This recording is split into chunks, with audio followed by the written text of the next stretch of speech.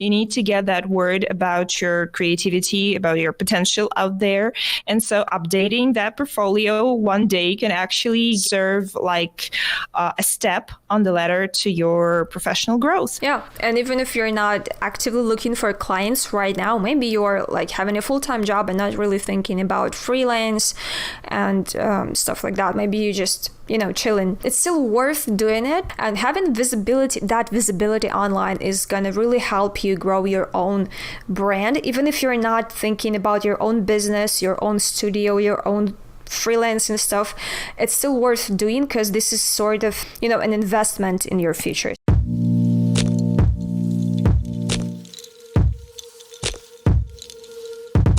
Hey guys, it's the episode 2 of our new TemplateMonster podcast for creative professionals. My name is Irene and I work as a YouTube marketer for TemplateMonster, and I have a partner in crime. Wait, you said this exact sentence the previous time. You know that? And hi everyone, I'm Alex and I work here for TemplateMonster, and I also... Simply put, I make YouTube videos. So if you guys are interested, you can always go and subscribe to our YouTube channel and see what that is all about. And Irene said that it's our new podcast. It's not actually that new because the first episode went live like a couple weeks ago, maybe 3 weeks ago or something like that. Yeah, that time. Yes, and all that kind of stuff, the preparations for the holidays. And the Christmas, It's taken a while. We've had a break. Well, we had to have a break, I would say. Oh, yeah. So the topic of our today's podcast is New Year's resolutions. And we're going to discuss why people make resolutions and why they're so hard to commit to. And also, we've prepared a list of the best New Year's resolutions for designers, or that designers could probably make to become better professionals. And so we're going to discuss all of it, I guess, if you don't mind. Yeah, sure. And I'm certain it's going to be fun. It's going to be a lot of fun because certainly I'm positive that a lot of our listeners can relate to such a topic, can relate to all of these resolutions that we're going to be talking about. And I mean, the ones that people normally make and just cannot commit to, that you just give up trying to meet the goals that they have set for the upcoming year and stuff like that. Well, first of all, should we give the definition to what the New Year's resolutions really are and what it is, what this concept is all about for the people who maybe might not have heard of it? Yeah, sure. So I've been looking up some dictionaries to find the definition. That's how boring I am.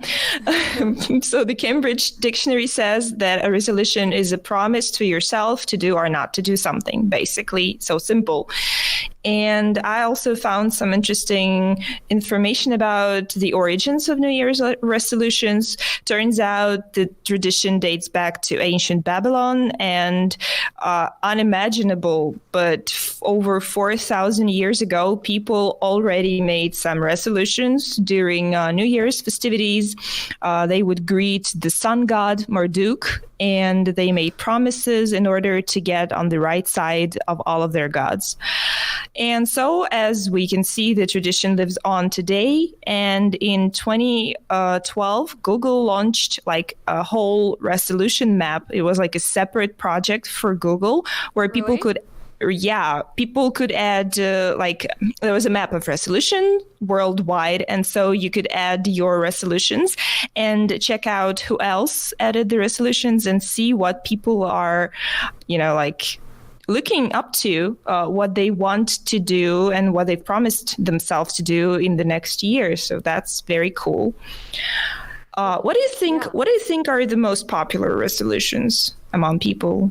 Well, knowing that a lot of people, well, at least among the people that I know and my coworkers and my friends, is probably it's since most of most people, I would say, now have these sedentary jobs, and they spend a lot of time in the office or indoors at least, right? So if you work, even if you don't have to sit at your desk a lot, but then you still have to stay indoors a lot of time, like most of your day, then goes your commute, then you get home by bus or whatever, or by your car if you drive, if you have your own car, and then you stay home and you spend your evening, just chilling, watching Netflix or YouTube or whatever, and you stay indoors a lot. And it's not really healthy, and the sedentary job is definitely not really healthy. It's super unhealthy, I would say. Absolutely. And I know that a lot of people, they're looking forward to getting this habit to exercise more, or at least get out more. Get out more, and definitely work on their schedule so they can implement more like active hours, like more activities, more physical activity into their lives. That's a good one for sure. Probably get healthier, get fitter, definitely get more fit, more healthy, maybe eat healthier as well. Because, with all those food deliveries, and sometimes you don't pick the right option, the most healthy option, but you pick the most, the option that's more delicious, that seems to be more delicious to you personally. And, this is kind of the reasoning behind your food choice, is that you pick what is more tasty, what is more and sweeter, easier to get, the effortless food. Yeah, but now you can there are food deliveries that deliver even the so-called healthy food, vegan food, organic food, like all different kinds of meals that you can get. Yeah. Yes, so right, this is like about your food choices, your diet, and this is all, you have a lot of options nowadays. So this is just all depends on you, what you're going to pick. Yeah, right. Absolutely. But, it's so hard sometimes to commit to that resolution that you've made to yourself. Like, why is it happening to us? Like, why do we make resolutions and don't commit to them? Well, I know that there are a couple reasons to it. The first one is probably that this goal is, or this aim that you have for yourself, this like way too big and sometimes seems unachievable, unrealistic. Yes, and it just seems to that, it's gonna take so much work, it's gonna take so much time, I'm not gonna make it, why do I even have to do this, maybe it's not for me, maybe it's not worth doing, and stuff like that. And once you just lose motivation, maybe at first a couple weeks, maybe a couple months, you are motivated, you just determined to get to this goal, to achieve this goal, but after some time passes, you just lose that motivation. And what you have to develop during this first month is discipline, right? Yes, and because this goal seems to be so far away, and probably it's one of the biggest reasons why it's so hard for us to stay on the right track. Yeah. Yes. Remember we discussed the books that can be helpful for staying on track, like for keeping to the good habits. Like you recommended one book that was so cool and so amazing, and I just want you to share. I checked it out, but I didn't manage to really read into it, but hopefully I will. Well, while I'm having the vacation, some free time for reading. Yeah, it's one of those books that I recommend to everyone with whom I start talking about stuff like setting good habits and establishing, some healthy routines and stuff like that. And this book is actually called Atomic Habits by James Clear. And he's not like a psychologist or something like that. All of the recommendations and ideas and concepts that he's introducing in this book, he has discovered himself. And he also, as far as I'm aware, he runs a blog, so you can just Google his name and you're gonna find it. And I'm sure that we're gonna put the link to this book on Amazon or somewhere else in the description, so you can check it out. It's worth reading, or at least just looking through it, because I guess it has a lot of valuable pieces of advice and information in there. Definitely. Yeah. And I mentioned another book to you by Hal Elrod. It's called The Miracle Morning. Yes. And it's called, like the second part of the headline says, The Not So Obvious Secret Guaranteed to Transform Your Life Before 8 a.m. Sounds intriguing. But actually, it's all about starting your day the right way so that later on it will guide you through the whole day. Like great habits start from the very beginning of the day. And so as you wake up, you go on with developing great habits for your life. So it's also a really cool and valuable book, and that's like my book recommendation. I'd suggest everyone should read it, or at least like look through it for having some great insights. Well, probably we should do it every single episode. The recommendation, the book of the day, the bookworm corner, for sure. Okay.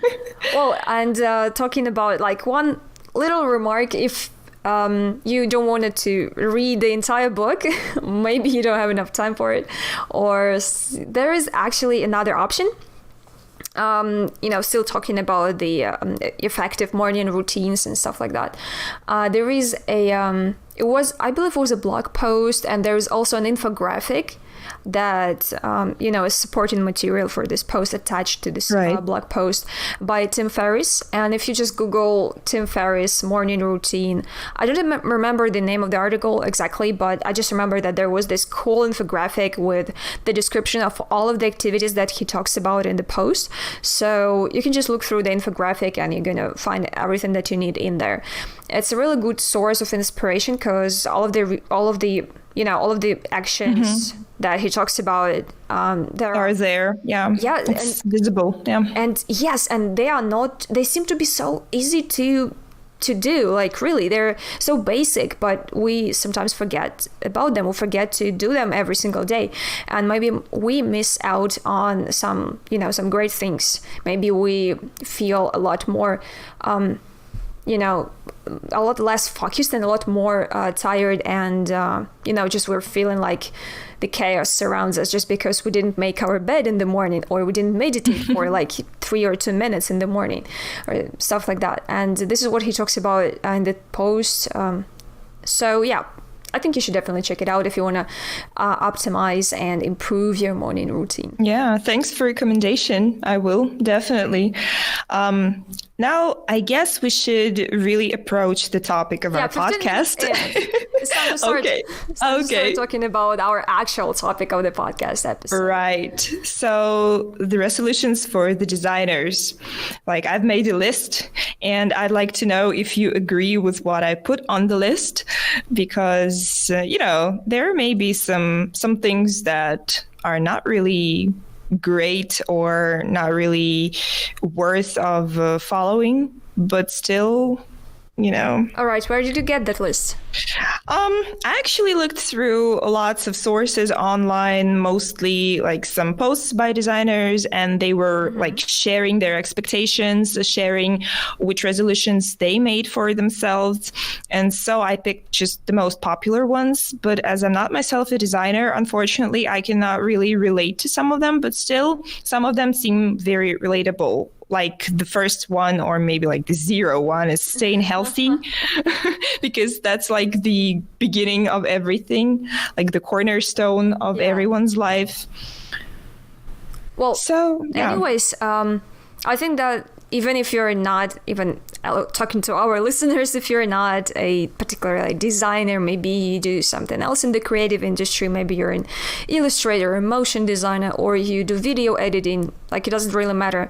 And these all are going to apply. I'm sure that you're going to find something valuable on this list, and maybe you want to stick to some of these resolutions yourself, or maybe they're just going to remind you about some things that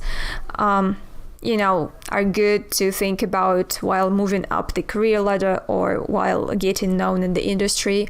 It will be mostly, I think, these resolutions we're going to be talking about will be mostly work related, because this is what the title says. Resolutions for designers. They're going to help you improve some of the professional spheres. Workflows. So, of course, it's very personal. and only you know what you might want to fix in your work life, if you can call it that, in your workflows maybe. And we'll be just looking through this list, and we're gonna see what else we might come up along the way with. That was weird sentence, but whatever. Let's move on. So number 1 on the list is update that portfolio. Like lots of people have been working on some great projects, but for some reason they don't have that time, like a couple of hours to just go through all of the projects completed and just put them on the portfolio. But actually, that is of great significance because if you're a designer, if you're looking for some clients, you need to get that word about your creativity, about your potential out there. And so updating that portfolio one day can actually get you a great project and serve like a step on the ladder to your professional growth. Yeah, and even if you're not actively looking for clients right now, maybe you're like having a full-time job and not really thinking about freelance and stuff like that. Maybe you just, chilling. And you're not really thinking about the portfolio. Maybe you don't even have a portfolio out there, or maybe this is some old version from 5 years ago. It's still worth doing it. First of all, if you have some solid, actually, there are a couple ways you can do it. It can be a separate website, your own personal website where you put your work. And this one option, just like a showcase. Just this is how it's called, a portfolio website, where people can learn about you, what you do, how you do it, why you do it, and where they can find you. And another option is platforms like Behance, Dribbble. Others, similar platforms. And this is a place where it's all concentrated on showing showing people's work. And this is where there you actually can get some sort of awards, at least on Behance. And awards by the like Adobe, by other designers, like recognition, some recognition from people. I'm not really familiar with the nature of all of those awards, how people get them, who gives them, but the platform, the people behind the platform, and the people behind the big brands in the industry like Adobe. And they get these awards, and you can get a little icon on the thumbnail of your project saying that this project got some sort of award or was nominated to some award, that kind of thing. Also, but to me, I actually, sorry that I'm interrupting, but it just came up with an idea that to me personally, whenever I look through these platforms, while I'm looking for some research materials, like references for our videos, to me, it seems very inspirational. And so while I'm looking through the designer's work, I come up with some other ideas that we could implement in our work, even though it's not directly design related. So I guess that's cool. That's really great stuff. And if you're a designer, you should definitely put up your portfolio on websites like Dribbble and Behance and awards and see how it goes. Yeah, why? Because there are a lot of other designers, and maybe there are some people who look for somebody to collaborate with to create some cool project. And having visibility online is going to really help you grow your own brand, even if you're not thinking about your own business, your own studio, your own freelance and stuff. It's still worth doing because this is sort of an investment in your future. So I would definitely recommend you do that, even though I still haven't done it myself. So but you should. And the third option, I was actually naming the options you have, regarding the portfolio. And the third option is having it on social media like Instagram. Right? A lot of people are now not asking for your personal website or for your Behance. They're just straight away saying, hey, what's your Instagram handle? Like you say, why? And they say, hey, I just want to look through your work. I just want to see your portfolio, what you can do. Yeah. And this is another way. There's actually a big difference between having a Instagram profile totally devoted to showing off your work And just your keeping work. it, like and your having your day-to-day personal activities. Yes, and having your there's a big difference, right? Your portfolio or your personal account where you post pictures of your breakfast, of your cats, and right. Pizza, whatever. Yes, you have to keep those separate, right? Either just do nothing and don't put your work on your personal. Well, except some occasional pictures. Don't mix those together. Just keep them separate. It will be the best approach. Right? Yeah, right. So these are the 3 options that are now available to you. They all have their own pros and cons. Some people do all of them. Like really, they have their own website, they have Behance, Dribble, they have an account on Pinterest, something on YouTube, something on Instagram, something even on Facebook, and they have all of it. They do all of it, and of course, it takes a lot of time and dedication. Yeah. And sometimes it takes even more time than doing the actual work, right? Right. So you should definitely think about that, but start small so you don't get discouraged, really quickly. Just start with something small. It could be Instagram. It's, to me personally, the easiest. It will probably be Instagram, because on Behance, it doesn't make a lot of sense if you don't present your project, the really beautiful way. If it doesn't look tasty, if it doesn't look super good, it doesn't make a lot of sense. It's just the platform has its own requirements to, I guess, the projects that are showcased. And so Instagram makes it a little more effortless. So you don't need to spend like extra effort put extra effort into doing like lots of this work, additional work. Well, and that too, yeah. But on Behance, the requirements are not really that strict. You just have to put on a thumbnail. If it's a sort of a video or a motion graphic, you have to put a video. Then the style frames, then maybe the sketches, and if you just post one picture in Behance and say, hey, this is my project, it doesn't represent you as a creative, because on Behance they're really used to a good nurturing a portfolio. Yes, on Behance, a good post, it really has everything. It has maybe sketches or maybe some pictures of the process, maybe some different versions of, if it's a logo, right? Let's take it as an example. There are different versions of this particular logo. They have different color schemes. They have mockups, a ton of mockups. They usually love doing it. And this is what people want to see to really estimate how good your work is. So to give the other people who will be looking at your project the impression that you are a professional, you have to present your project in a professional way, which normally takes a lot of time. It's like, doing a little project on its own, just the project presentation. It's a lot of work. On Instagram, it's a lot simpler. Just throw a couple pictures in a carousel or in and a few hashtags. Yes, and that's it. You're done. So if you're kind of, hesitant to start your Behance or start your own website, just start on Instagram and see where it goes. If you're consistent, you're going to get some sort of following along the way, and visibility online. Like as you were speaking, I thought to myself, like, I have. Did I speak too much? I know. No. not about that. But I've been thinking, like, I have another resolution on the list, which is write a blog and share the knowledge. But as we're talking about these platforms and portfolios, like, is there any sense to actually writing a blog and sharing the knowledge? Like, do we really need a designer to be a blogger, like a copywriter who does all of these things? Like, isn't it enough just to stick to the platforms that we've named? Depends. It depends on how you want to position yourself. If you want to position yourself as an expert in the field, in the creative field, right, you will be doing it.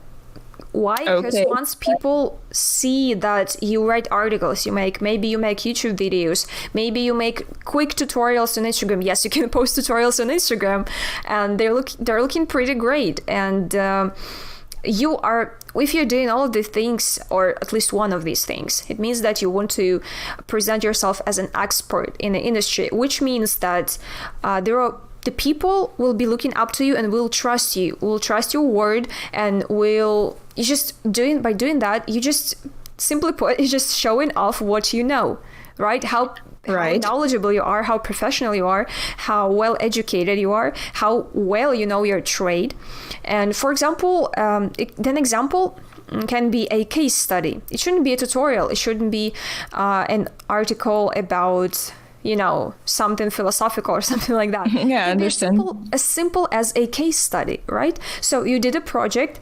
It's a sort of could be like an experiment, and you're just sharing the conclusions. Wait, it could be a real case, like a real client project. Well, if the client agrees, of course, because there are certain, sometimes there are contracts that do not allow you to do that. But if you know that your client agrees to that you talk about their project online somewhere on Medium.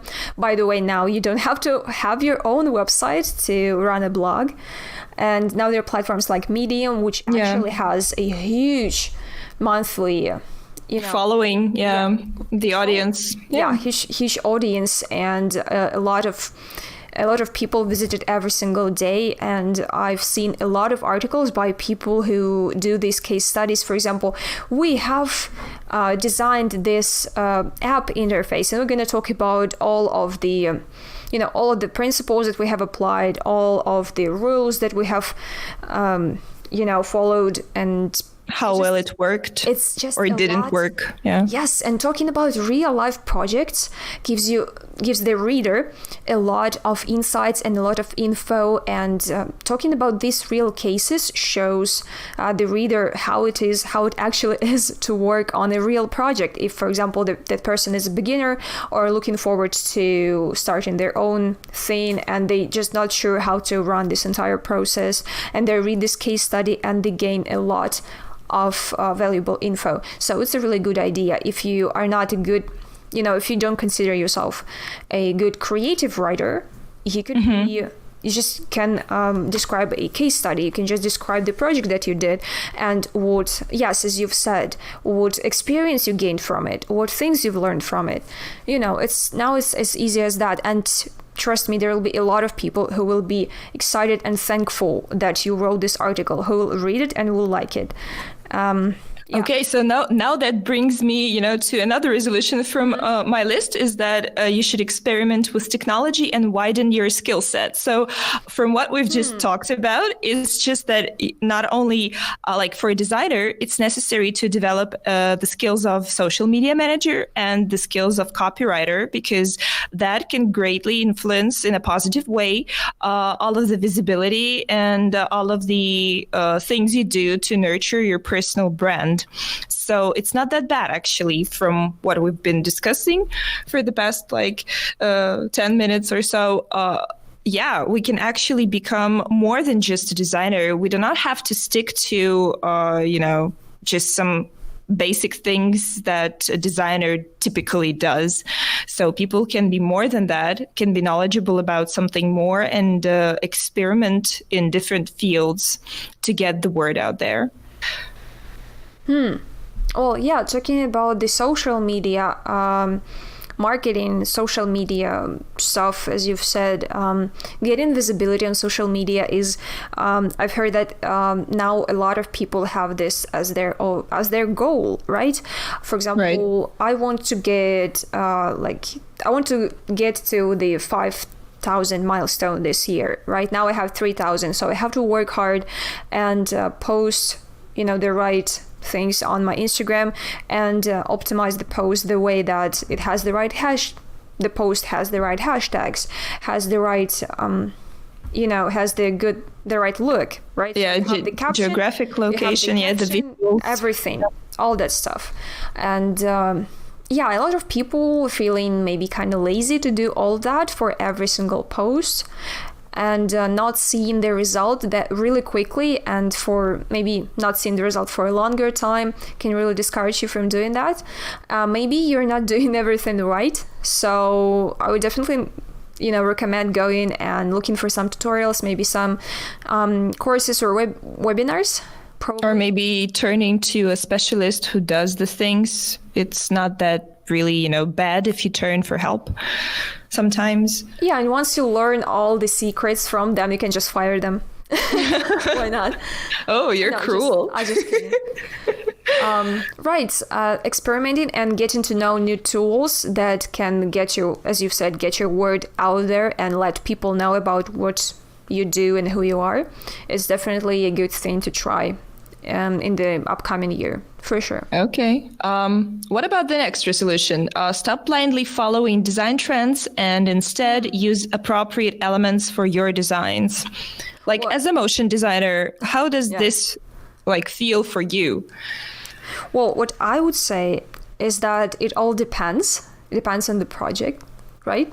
Right. I would say that if you're doing, right, it all depends on from project to project. You're gonna take a different approach. Like, let's talk about the cases where you shouldn't follow the trends. The first and the most obvious probably is when you're doing branding, when you're doing a logo, when you're doing, the maybe the website, developing a unique style, right? Yeah, maybe an app interface. Yes, some things that will last long, hopefully, right?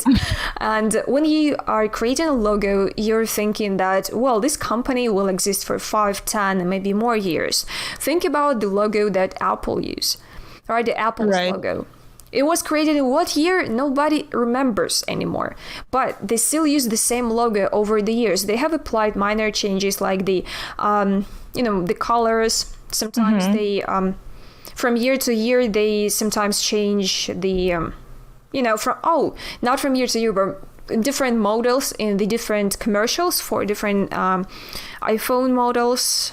They used a little bit different design for the logo, but the core shape always stays the same, and it's recognizable. It hasn't changed over the years, till now, like really. And this is what a good logo design is. And when you design a logo for your client, you want to make it that way that the client doesn't need to change this logo in the, hopefully in the next in a year. Wait, 5 to 10 years. Because wait, what, in a year? Seriously? Like, I don't know. Maybe if it's a bad logo design, then the person would like to change it. No, over time. You cannot change your logo design because you want people to remember who you are and what your logo looks like and what this logo represents. So this particular logo has to last for at least 5 to 10 years, right? Right. If you actually have, the intention to have your company running that long. So this is the first case. The second, I've said your website or your mobile app interface. So the things that people will use over the years for a long time.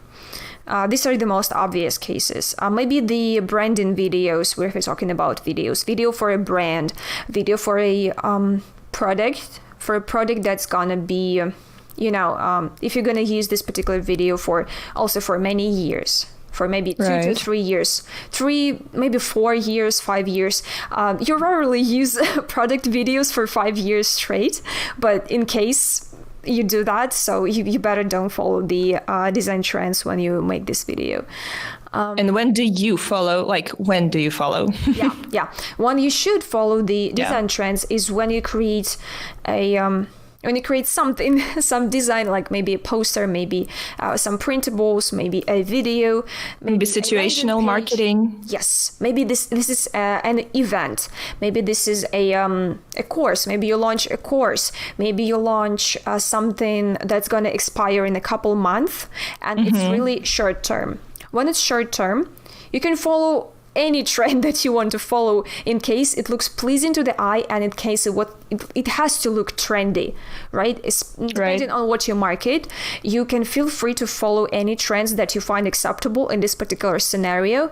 And people who, if they see this same trend in a lot of, if they see this trend everywhere at this particular point and you make your piece of design in this same style or in the similar style, it's gonna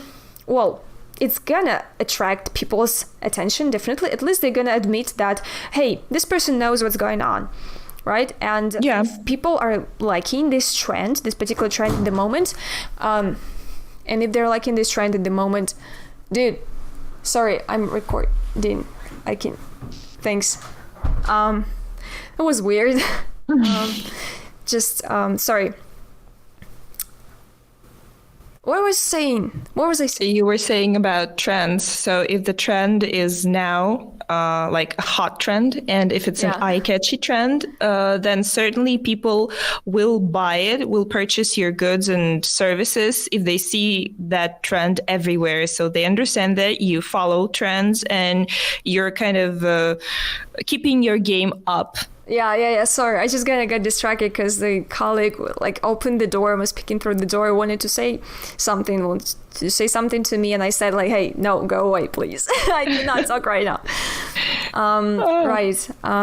So okay. Yeah. So these are the cases when you should definitely follow the trends. If this is an event that's going to happen once this year or once this month, and for the next instance of maybe a similar project, maybe this is a series of projects, and you do one project per month, let's say, right? There are sometimes cases like that. Maybe there are courses, different courses for different fields.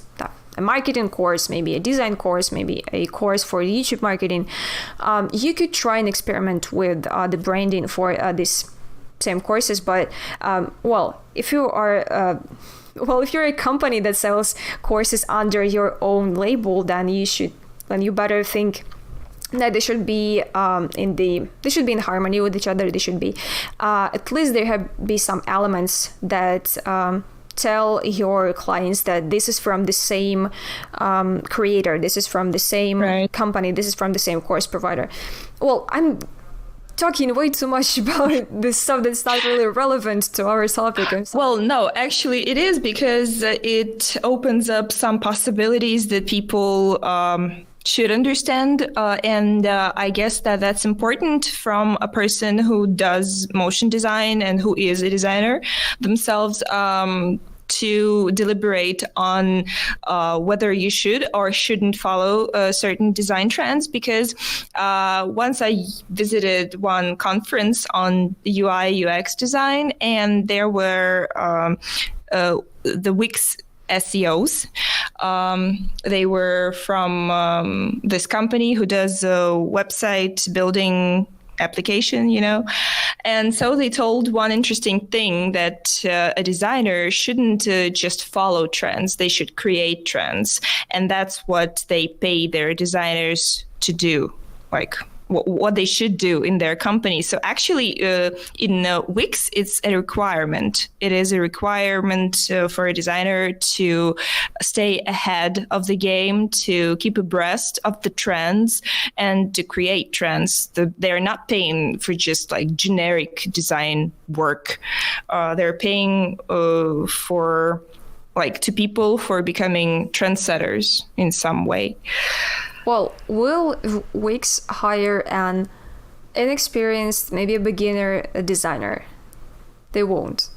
No. They will hire a person who has been doing their thing for several years, probably has quite a big following on social media, on Behance or something. And, these people who have the experience behind, who have the established design thinking, who have the... who actually can create a trend, who actually know how to manipulate all of those elements to create something that goes viral, right? So if you are if you are maybe not a beginner, but you are just starting out on your journey to becoming a trendsetter, probably this option is not for you. Right? I understand. Yeah, but blindly following trends is never a good option. As I've said before, you should definitely think why you want to follow this trend and what purpose it's gonna serve, first of all. Right? Right. Sure. And depending on the project, depending on the mood you want to set, it's all situational. You shouldn't be thinking that, hey, it's now popular, I'll just throw this in here and it's gonna look good. Because you always have to think about the purpose behind every single decision that you make. Right. Well, maybe we should, transcend to more day-to-day resolutions, like day-to-day routine stuff. Yeah, sure. Like what I put on the list also was clear out your workspace, perfect your workflow, drink less coffee, strike a better work-life balance. So these are the things that kind of relate to life more than work. But I guess to a designer, this is also quite important to keep their thoughts straight. And for this reason, clearing out the workspace and, drinking less coffee would also serve to the purpose. So what do you think about this? Like, how practical is this? I don't know about coffee because I don't personally drink coffee. Yeah. And so cannot say a lot about that. Probably if you drink like 4 to 5 cups a day, it's definitely a good idea for you to stop doing that to yourself and, go a little easier on that, right? Right. About the workspace, yes, definitely, yes. Keeping it, organized and tidy is going to help you focus, and you're going to have less distractions on the way. For example, when you want to reach for a pen or for a notebook to save you the time. Create a simple sketch, but you have a ton of stuff on your way, like you have a mug, you have your earphones, you have like some sort of jar. I'm just naming what I have on my desk. You have a hat, you have some toy. What is that? Oh, sorry, something is falling. You have like 3 balls, for juggling. You have a book. You have a bag for your camera. You have you have an actual camera. You have 2 notebooks. What else? Last time we spoke, you told me that you've, gained a habit of cleaning your desk. So every evening, man. Every evening. So until the evening comes, I can do whatever with my desk, right? Oh. And yes, you're right. I just decided that one day I decided that every single evening before I go out, before I leave the office, I'm going to clean up my desk. So the next morning when I come to the office, when I come back, it doesn't look like a mess. Right. And I've been doing that. Has been pretty successful, I would say. But right now at the moment, it doesn't really look good. So what I'm saying is that it's really distracting, right? And it's disrupting your flow in a lot of ways. Even subconsciously, even if you don't seem to really notice or really care about this mess, it really sets you in that state of mind. It's bad energy. Yes, where you're not really focused, where you're not feeling like you are having everything under your control. So it's really setting you off. Trust me, it's working. And once you're going to see the difference once you start tightening it up, like at least a couple times a week. It shouldn't be every day if you don't want to, but just try and see. Really, for like a month or for a week, just try and see the difference yourself. So this definitely has to be done if you have a mess on your workplace. Okay. Then it's actually was about the physical workplace, like your desk, like your whatever. But talking about the digital workplace, it's extremely important, especially for a designer as well, especially when you have a ton of projects going on, and you have to learn how to store your project files, how to store your assets, and how to organize them in a file system that you always know where to find it. Yes, where you have what assets to what project. And it took me like a couple months of really struggling with that to figure it out. But now I have an established system for a really long time. I have been using this system, and I've created it myself for myself, and for everyone it's going to look different, and it's going to be a different system. It's going to be a different workflow, but you definitely have to create something for yourself, and you have to keep your files organized. You shouldn't allow yourself to just throw the files around in the download folder and just forget what belongs where. It's a really bad habit that you definitely have to get rid of. I understand. As soon as possible. It's like to each their own. If you feel like this is the comfortable system for you, then you can use it. And to me, this can be something different, but at the same time, the most important thing is that you know where to find some very important files and that you can access them instantly without, being stressed and anything like that. Yes. And sometimes the outcome of the entire project can depend on whether you can remember where you put that file or not. So yes, definitely be careful with that and try and establish this routine as soon as possible, as soon as you start working. What do you think about starting a side project as a resolution for a designer? Oh, this is, I would say... is it worth it? Maybe will it take, eat up a lot of time? Or, why should they do that in first place? Why should designers start side projects? Isn't it enough with their work, regular projects? Well, look... there are a couple of reasons to why some people start doing their personal projects for themselves, just for the portfolio, maybe simply to put it on YouTube or to put it on Instagram and just get the likes, or just maybe store it somewhere on their PC or in their Mac on their drive somewhere and not to show to anybody. There are a number of reasons to that. The first reason is the first reason is really simple and plain. If you're working on the client projects, most of the time, all of your time, you work for clients, or maybe you work your full-time job where you do things that your boss, your manager, your clients ask you to do, right?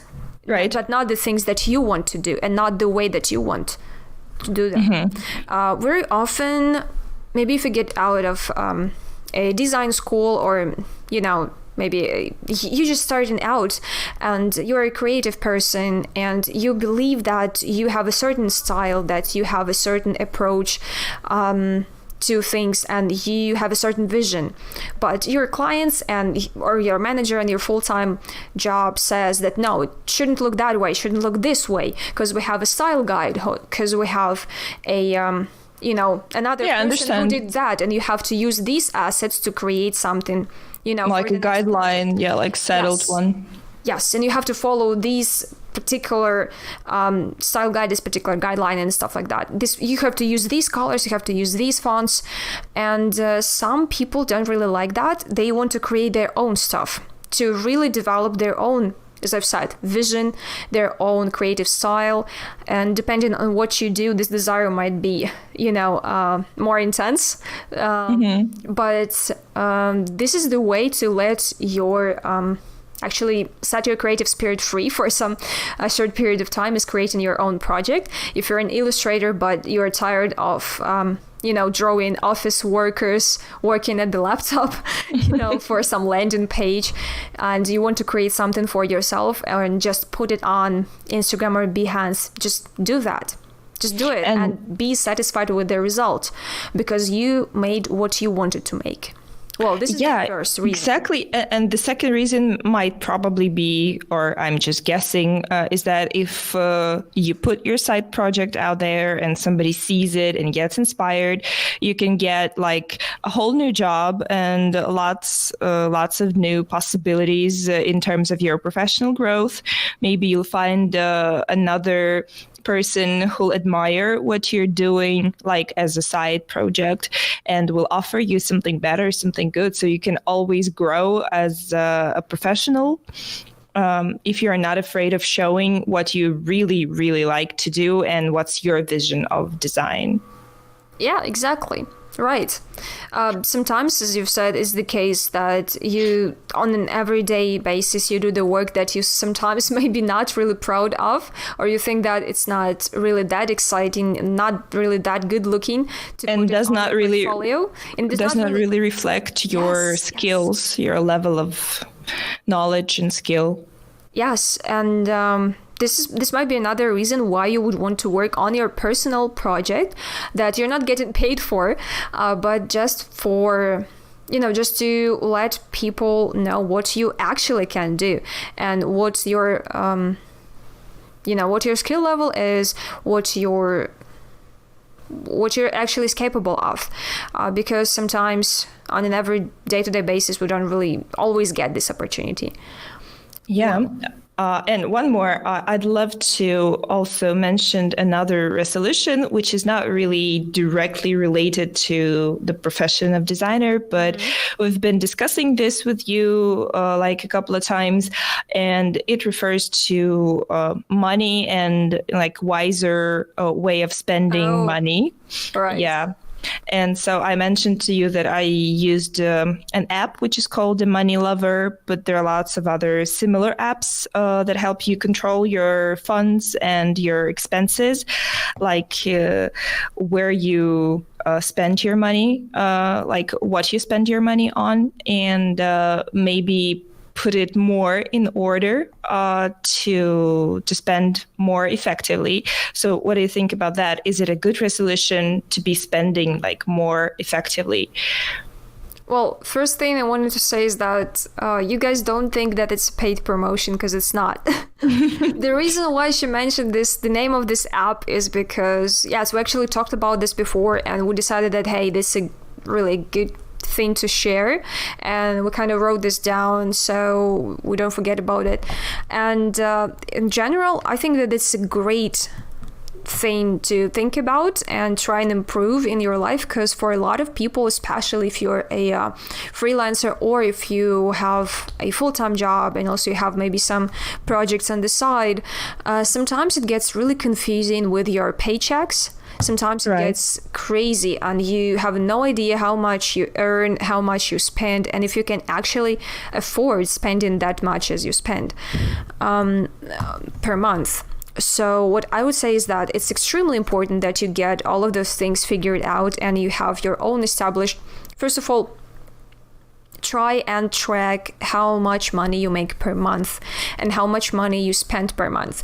I think you should, write down every single purchase that you make, like every single chewing gum that you buy in the supermarket. But you should definitely keep track of your bigger spendings over the month, at least 1 month, so you have a clear picture of, of how your finances are going.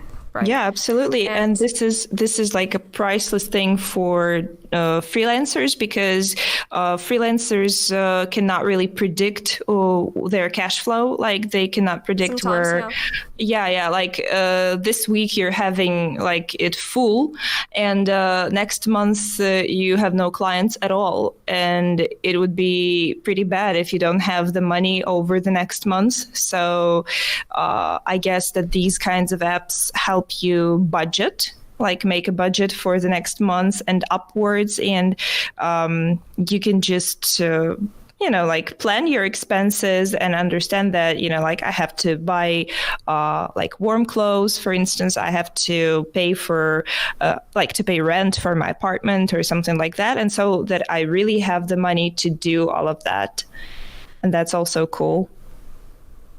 Mm-hmm. And actually, you don't have to use the app necessarily, right? You could start with the Google spreadsheet. Yeah. Yes, you can start with a spreadsheet and just try and write down how much money you earn from every project and how much money you spend. Maybe you want to buy some new gear this month. Maybe you want to upgrade your PC this month, and it's going to help you estimate if you can afford doing that.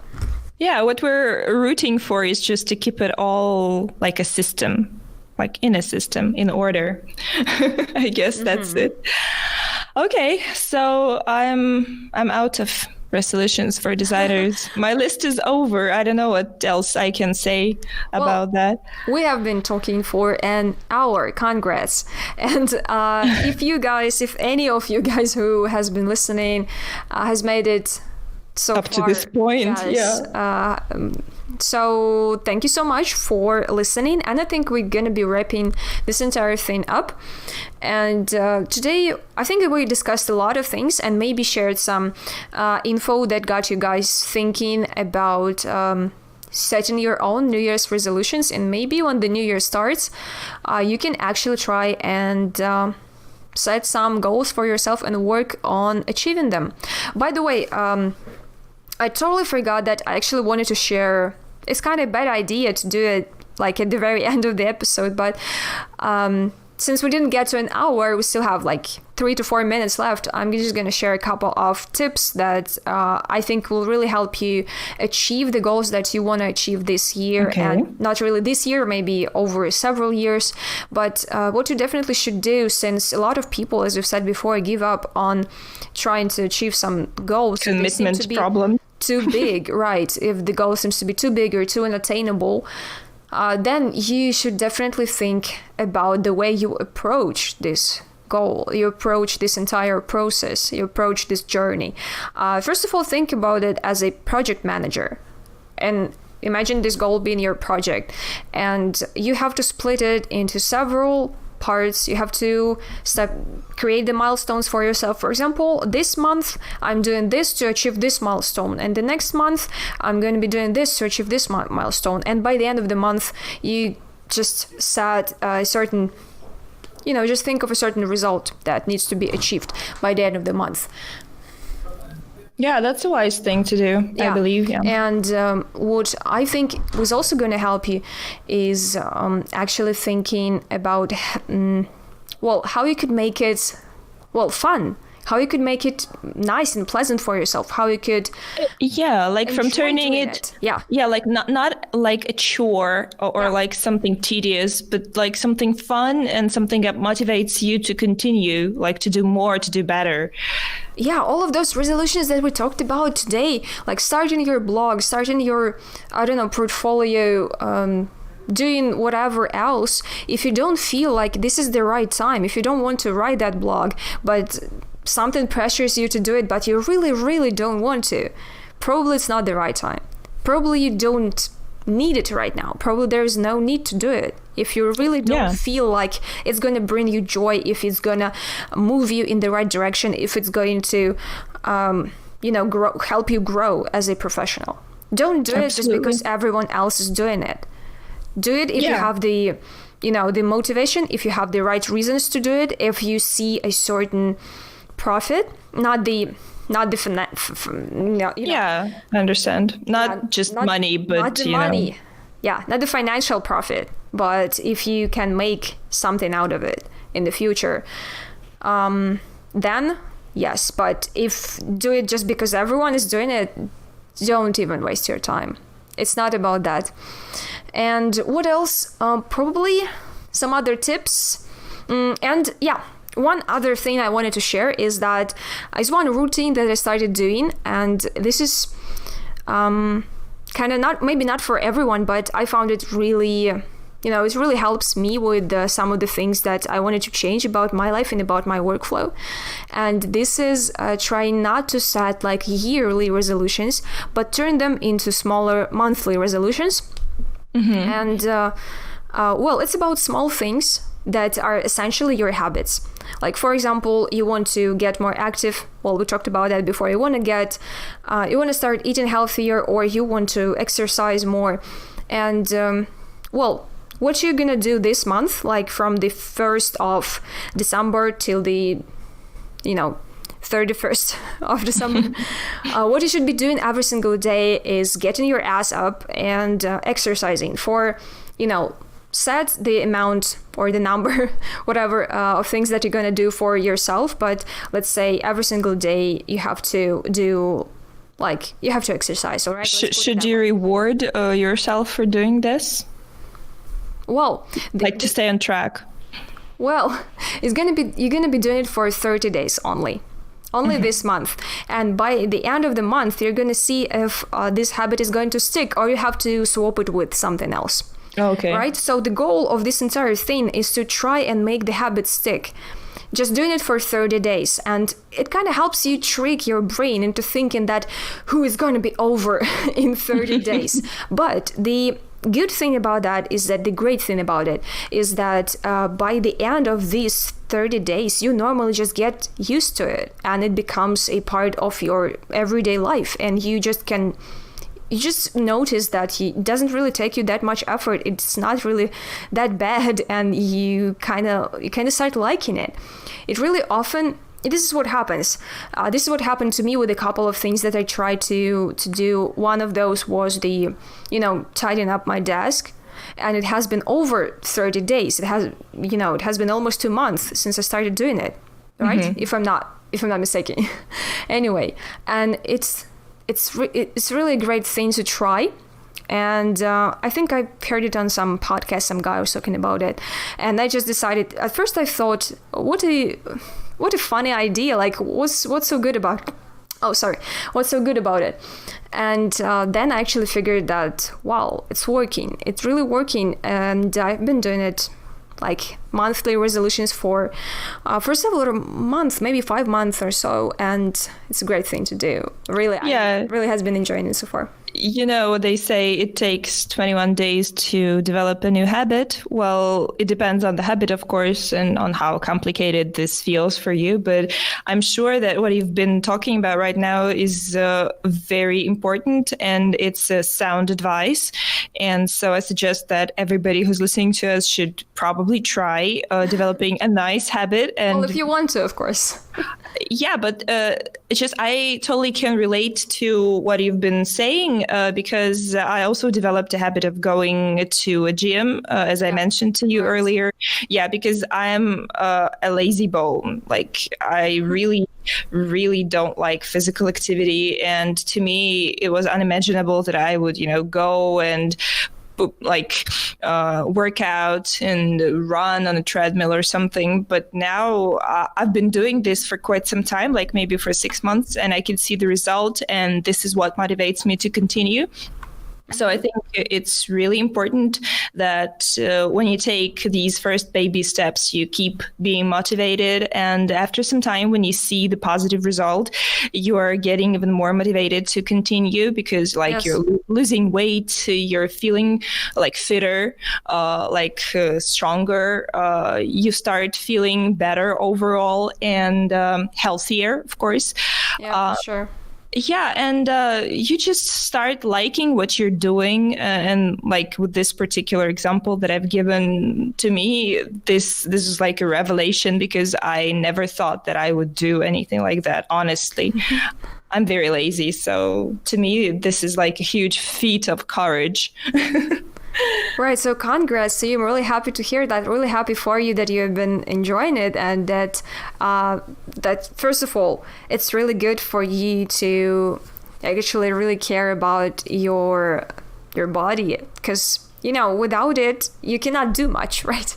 So you got to care about it, and this great part of it is that you're actually enjoying it. Good for you. Awesome. Yeah. Thank you for sharing your insights as well, because to me, this means a lot, really. And to me, this means that there also is somebody who thinks exactly the same way that I've been thinking to myself. And, that makes two of us. And that's really cool. Yeah, there's already a team. Yeah. Anyways, it has been over an hour already, like exactly an hour and 5 or so minutes.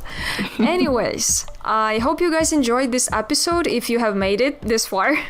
And thank you so much for listening. And if you liked it, then just check out what other things we do, and that includes our blog at TemplateMonster.com/blog. It includes a YouTube channel that we run, and they're mostly WordPress and Elementor. Recently, mostly Elementor tutorials and some other inspirational things.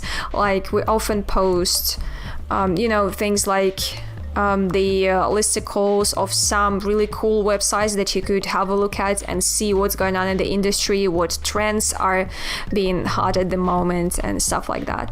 And what else? Don't forget to visit TemplateMonster Marketplace. And if you're a designer, whether you're a professional one or just a beginner in this field, and if you need some inspiration for website design, maybe some cool website templates, you can find lots of stuff there. And not only templates, you can also find graphic designs. You can find like mock-ups, illustrations, fonts, a ton of stuff, really a lot of stuff. And definitely, if you're looking for some assets for your project, definitely check it out.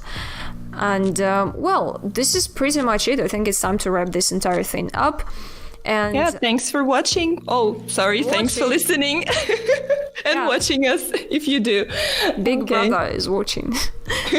Anyways, yep, this is it. And I wish you guys a happy new year, happy New Year's Eve. And don't forget to care about yourself and about all of your loved ones. And yeah. And make sure to make some great New Year's resolutions and commit to them. Yes. Thank you. See ya. Yeah, see ya.